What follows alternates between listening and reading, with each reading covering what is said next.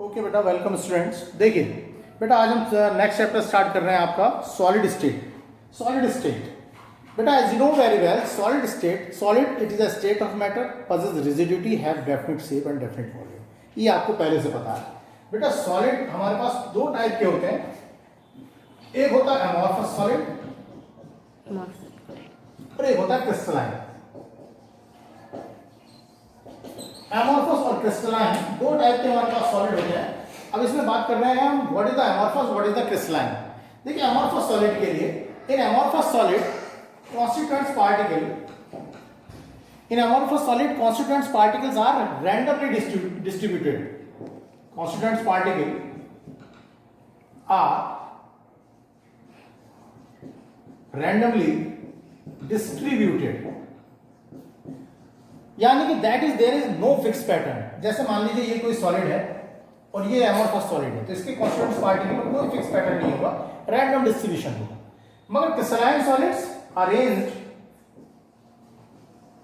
In fix pattern, fix pattern में arrange होंगे, जैसे ए plus B minus A plus B minus A plus B minus, एक fix pattern है, ए plus B minus A plus, fix pattern है, एक fix pattern में arrange है। ए के बाद बी आ रहा है, फिर ए आ रहा है, फिर बी आ रहा है। Number 2 point, no sharp melting point. पर चूंकि इसका रैंडम डिस्ट्रीब्यूशन है तो मेल्टिंग पॉइंट शार्प नहीं होता। जैसे हम कहते हैं ना, इसका मेल्टिंग पॉइंट कितना 50, 55, 85 ना, रेंज में होता है 50 to 55, 60 to 63। क्यों? क्योंकि रैंडम डिस्ट्रीब्यूशन है। यहां से गर्म किया तो हो सकता है यहाँ कॉन्स्टिट्यूएंट्स पार्टिकल दो नजदीक में हो सकता है यहां से गर्म करें तो दो थोड़ी दूरी पे हो, तो क्या हो जाएगा, दोनों जगह से मेल्टिंग पॉइंट थोड़ा सा डिफरेंस आ जाएगा, तो रेंज में होंगे। मगर यहां पर क्या होगा, sharp melting point, sharp melting point. Number 3 देखिए, नो शार्प कट। अगर हम इसे नाइफ से काटने लगे तो सपोज करो ये एक एमॉर्फस सॉलिड है और मैं इसे नाइफ से काट रहा हूं और कॉन्स्टिट्यूएंट्स पार्टिकल में एक फिक्स पैटर्न है नहीं, तो कहीं पर ऐसा हुआ कि दो पार्टिकल के बीच गैप ज्यादा आ गया और मैं दबा के नाइफ चला रहा हूं, तो मेरा हाथ जैसी एक पार्टिकल से दूसरे पार्टिकल के बीच में स्पेस ज्यादा आ जाएगा, तो हाथ टेढ़ा मेढ़ा हो जाएगा, या तो ऐसे हो जाएगा या ऐसे हो जाएगा, यानी कि शार्प कट नहीं लगेगा। तो इसके लिए क्या, कॉन्स्टिट्यूएंट पार्टिकल एक फिक्स पैटर्न में है, तो अगर नाइफ से काटोगे तो कट कैसा लगेगा, शार्प लगेगा। देखिए number 4, no definite heat of fusion. Heat of fusion definite नहीं होगी बेटा। जब कॉन्स्टिट्यूएंट्स पार्टिकल में डिस्ट्रीब्यूशन रैंडम है, फिक्स ही नहीं है, तो कैसे हो जाएगी हीट ऑफ फ्यूजन, डेफिनेट नहीं होगी। यहां पर क्या हो जाएगी, डेफिनेट। नंबर 4, नंबर 5, ये होता है short range order, short range order, ये होता है लॉन्ग रेंज ऑर्डर।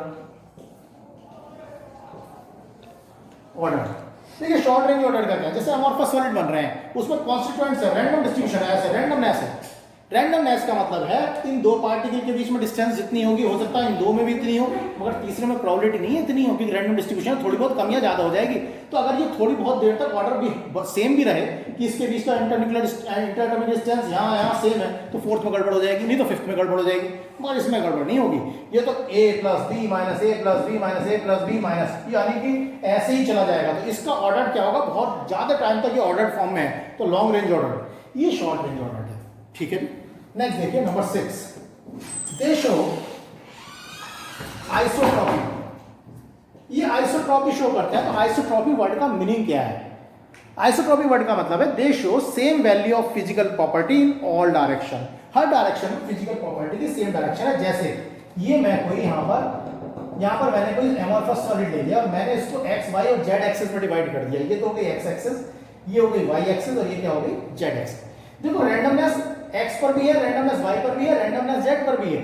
तो एक्स वाई जेड की रैंडमनेस जो होती है उसका डिफरेंस बहुत ज्यादा नहीं हुआ करता। क्यों? अगर डिफरेंस बहुत ज्यादा हो जाएगा तो सॉलिड तो रहेगा ही नहीं वो, क्योंकि सॉलिड के मॉलिक्यूल नजदीक होते हैं, लिक्विड के थोड़े दूर, गैस के और दूर। अगर बहुत ज्यादा दूर दूर हो गए तो रैंडमनेस बिगड़ गई, तो सॉलिड का, मगर है तो सॉलिड ही, एमॉर्फस है। तो यानी कि जो एक्स वाई जेड एक्सिस पर हमारे पास रैंडमनेस है वो नियर अबाउट सेम है। तो फिजिकल प्रॉपर्टीज हमारी कैसी होंगी, सेम वैल्यू फिजिकल प्रॉपर्टी को बोलते हैं आइसोट्रॉपी। रही बात यहां पर, दे शो एनिसोट्रॉपी। एनिसोट्रॉपी का मतलब है दे show different value of physical property in all direction. Her direction में फिजिकल प्रॉपर्टी की डायरेक्शन कैसी होंगी, हर डायरेक्शन में फिजिकल प्रॉपर्टी अलग अलग होंगी। कैसे, जरा मैं दिखाता हूँ आपको। देखो a plus B minus A plus B minus A plus B minus A plus B minus A plus. देखिए ये तो हो गई एक्स एक्सिस, ये हो गई आपके पास वाई एक्सिस और ये हो गई आपके पास जेड एक्सिस। जरा कॉन्स्टिट्यूएंट्स पार्टिकल देखिए, कॉन्स्टिट्यूएंट्स पार्टिकल वाई एक्सिस पर ए, एक्स एक्सिस पर बी, जेड एक्सिस पर वी। हर एक्सिस पर कॉन्स्टिट्यूएंट्स पार्टिकल का कॉम्बिनेशन डिफरेंट है, तो दे show different value of physical property in all direction, that is anisotropy. बात है एग्जांपल्स की। एमॉर्फस सॉलिड कौन से होते हैं, क्रिस्टलाइन सॉलिड्स कौन से होते हैं। देखिए एमॉर्फस सॉलिड्स के एग्जांपल है, they are pseudo solid. Pseudo solids वो होते हैं, वो सारी चीजें स्यूडो सॉलिड्स कहलाती हैं जिसमें सॉलिड की 100% परफेक्टली सॉलिड ना हो जो चीजें, जैसे गिलास दबाओगे सॉलिड है, मगर उसको हीट कर दीजिए it will flow like a liquid, that is a pseudo solid, amorphous. Plastic, rubber, they are solid but when we heat they flow like a liquid, that is why they flow. Plastic, rubber, they are solid but when we heat they are flow like a liquid, so they are the pseudo solids, amorphous. next चौक को देखिए, चौक को solid होती है मगर एक बार finger के बीच में mash करके इसको आप पीस लीजिए फिंगर के बीच में, तो इसकी सबसे छोटी फॉर्म कैसी आएगी, पॉडर्ड फॉर्म आएगी। पॉडर्ड फॉर्म का मतलब ये amorphous है। अब आती है बात क्रिस्टलाइन सॉलिड्स कौन से होते हैं। सारे के सारे ट्रू सॉलिड्स का मतलब जैसे NaCl, KCl, CHCl, सारे ट्रू सॉलिड्स हमारे पास क्या होंगे, क्रिस्टलाइंस होंगे। जैसे NaCl, नमक आप घर पे यूज करते हैं, पिसा हुआ नमक लीजिए आप घर पे, फिर पीस लीजिए और आप फिंगर के बीच में लाइए। अब जब उसे बार बार पीस रहे हैं आप, तो अपनी स्मॉलेस्ट फॉर्म में तो आ गया ना वो, उसकी स्मॉलेस्ट फॉर्म भी फिर फिंगर के बीच में लेके देखिए कैसी होगी, फ्रिक्शन लगेगा आपको। यानी उसकी छोटी से छोटी फॉर्म भी कैसी है, क्रिस्टलाइन है, तभी तो क्रिस्टलाइन सॉलिड है वो। और ये सॉलिड कहलाते हैं ट्रू सॉलिड्स। क्या कहलाते हैं, ट्रू सॉलिड्स। अब देखिए सॉलिड्स दो टाइप के होते हैं, अमॉर्फस और क्रिस्टलाइन। इन दोनों का डिफरेंस आपके सिलेबस में हो गया, मगर आपके सिलेबस में, आपके बोर्ड सिलेबस में अमॉर्फस सॉलिड का आप स्टडी नहीं है।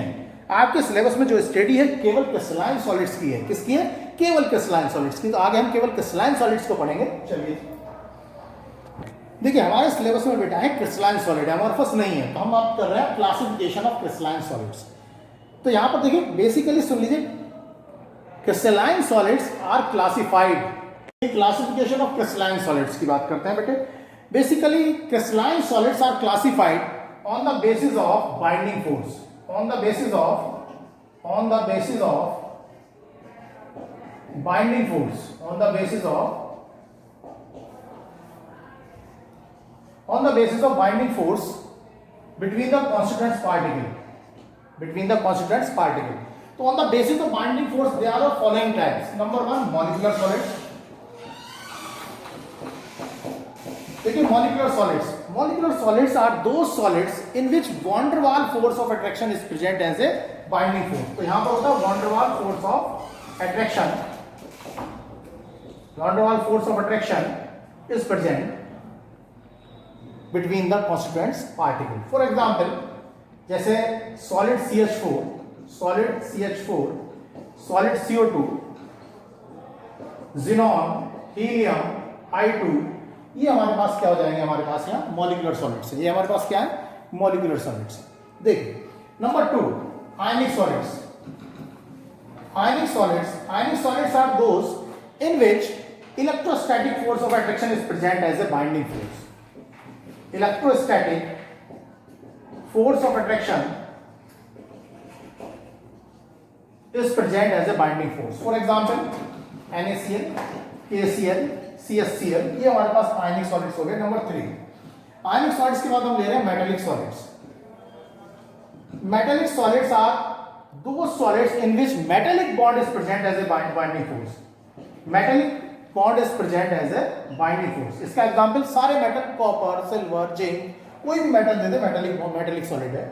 नंबर 4 है covalent solid. Covalent solid here the covalent bond is present. Covalent bond is present as a binding force. For example, diamond, graphite, carborundum, carborundum का molecular representative formula SiC, carborundum यानी कि silicon carbide. Silicon carbide को बोलते हैं Carborundum. ये हमारे पास है classification of crystalline solid. Crystalline solids होते हैं molecular solids, ionic solid, metallic solid और covalent solid. They are classified on the basis of binding force. ये हो गया, आगे बढ़ते हैं अभी हम। देखिए बेटा, general terms use in crystallography. मैंने क्रिस्टलोग्राफी इसलिए बोला कि देखो सॉलिड स्टेट में तो एमोर्फस भी आते हैं, क्रिस्टलाइन भी। एमोर्फस सिलेबस में ही नहीं है, केवल क्रिस्टलाइन सॉलिड्स हैं। तो सॉलिड स्टेट की वो ब्रांच जिसमें क्रिस्टल्स को स्टडी करेंगे, दैट इज क्रिस्टलोग्राफी। क्रिस्टलोग्राफी में यूज होने वाली general term space lattice, crystal lattice, lattice point और यूनिट सेल।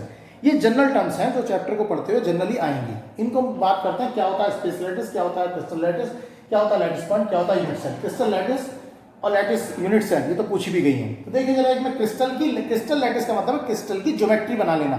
तो एक क्रिस्टल की ज्योमेट्री मैं यहां पर बना लेता हूं। देखिए जरा, ये मैं एक क्रिस्टल बनाने जा रहा हूं यहां पर।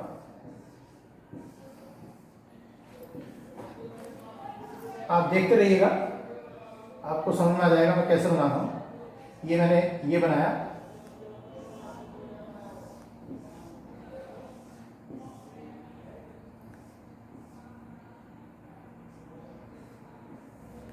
ये मैंने पूरे क्रिस्टल की ज्योमेट्री बना दी यहां पर। अब यहां पर मैं इसके कॉन्स्टिट्यूएंट्स पार्टिकल जिनका बना हुआ है मैंने यहां पर रख दिया। तो ये एक क्रिस्टल की ज्योमेट्री है और आपको मैंने बताया कि क्रिस्टल जो हमारे पास क्रिस्टलाइन सॉलिड्स हैं वो कौन से होते हैं, मॉलिक्यूलर यानी मॉलिक्यूल के बने हो सकते हैं, और आपके आयन के बने हो सकते हैं, एटम के बने हो सकते हैं, किसी भी चीज के बने हो सकते हैं। तो पहली बात करते हैं स्पेस लैटिस की। देखिए पोजीशन ऑफ एटम्स, मॉलिक्यूल्स और ions relative to each other in a crystal is known as crystal lattice. और पूरा क्रिस्टल कहां पर रखा हुआ है, स्पेस में, in space is known as space lattice.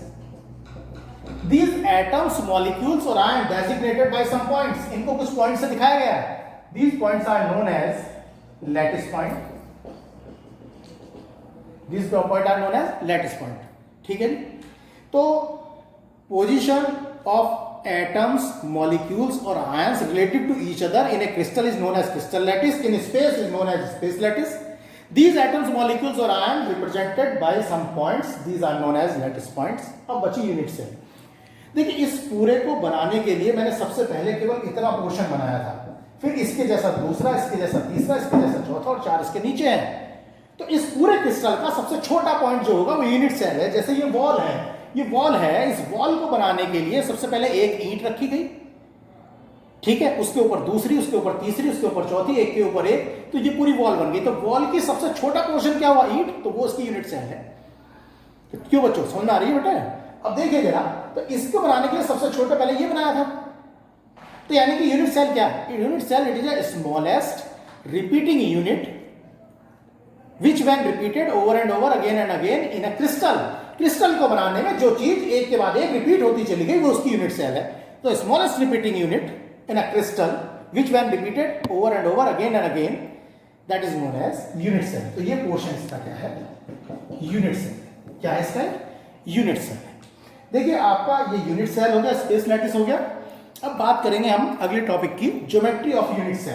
तो इससे नेक्स्ट टर्न पे मैं आपको पढ़ाऊंगा बेटा अगली वीडियो में ज्योमेट्री ऑफ यूनिट सेल, और एक आगे थोड़ा सा बढ़ जाएंगे। ये अभी तक फंडामेंटल था, फंडामेंटल खत्म हुआ है चैप्टर का केवल अभी तक, अब चैप्टर स्टार्ट होगा।